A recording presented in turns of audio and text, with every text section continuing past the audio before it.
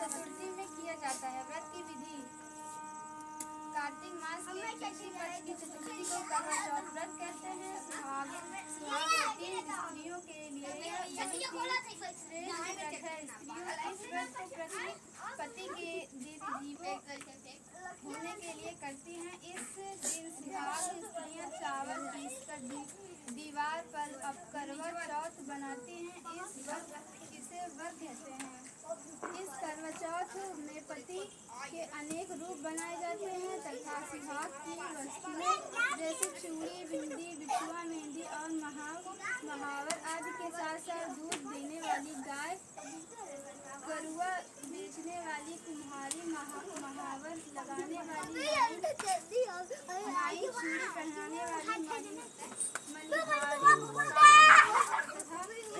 और इकलौती बहन सूर्य और पार्वती आदि देवी देवताओं के बीच चित्र बनाए जाते हैं। सुहागिन स्त्रियों को इस दिन निर्जला व्रत रखना चाहिए। रात्रि को जब चंद्रमा निकल आए उसे अर्घ देकर करना चाहिए।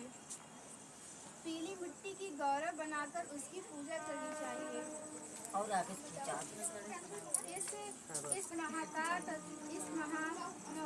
था जिसमें 7 बेटी और एक बेटी थी। सातों भाई व बहन एक साथ बैठकर भोजन करते थे। एक दिन कार्तिक की चौथ का व्रत आया तो भाई बोले कि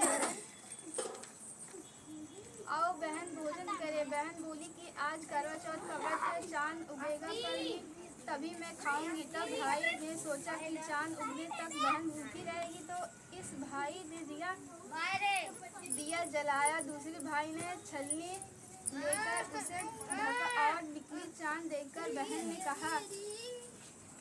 बहन कहने लगी कि चांद उग आया है, अर्घ दे लो। बहन अपनी भाभीियों से कहने लगी कि चलो अर्घ दे। भाभीियों बोली तुम्हारा चांद उगा होगा, हमारा चांद तो रात में उगेगा।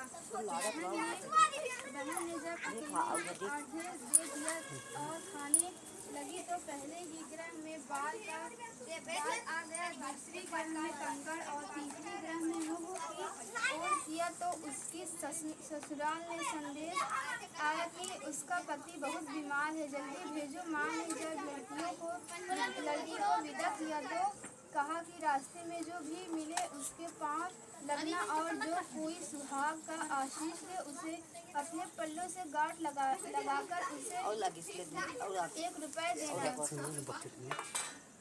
बहन जब भाइयों से विदा हुई तो रास्ते में जो भी मिला उसने यही आशीष दी कि तुम 7 भाइयों की बहन तुम्हारे भाई सुखी रहे और तुम्हें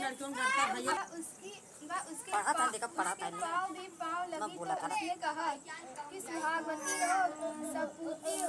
तो उसने यह सुनकर पल्ले से गांठ बांध दी और ननद को सोने सिक्का दिया।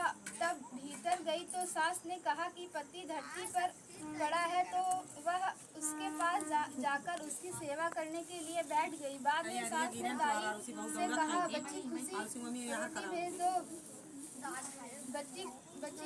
रोटी भेज दो। इस प्रकार के समय बीतते मर्गशीर की चौथ आई तो चौथ माता बोली करवा ले भाइयों की प्यारी करवा ले। लेकिन जब उसने चौथ माता की दिखलाई दी तो वह बोली है माता अपने मुझे उजाड़ा तो आप ही मेरा उद्धार करोगी, उसको मेरा सुहाग देना पड़ेगा। तब वह चौथ माता ने बताया कि चौथ आएगी वह मेरी भी बड़ी है, उसे भी सब करना, यह वही तुम्हारा सुहाग वापस देगी। पौष की चौथ आकर चली गई, माघ की चली आई, फाल्गुन भी चली गई चौथ, वैशाख ज्येष्ठ आषाढ़ और श्रावण भादो को भी चौथ आई और कहकर चली गई कि आगे वाली को कहना। और औसोज की चौथ आई तो उसने बताया कि तुम कार्तिक की चौथ नाराज है, उसने तुम्हारा सुहाग लिया है, वही वापस कर सकती है। वही आएगी तो पाँव पकड़कर खाकर वह भी चली गई। जब कार्तिक की चौथ आई तो वह बोली, भाइयों की प्यारी करवा ले, दिन में चांद उगाने करवा से व्रत खंडन करने वाली करवा से बूटी करवा ले। तो यह सुनकर वह चौथ माता को देखकर उसका पाँव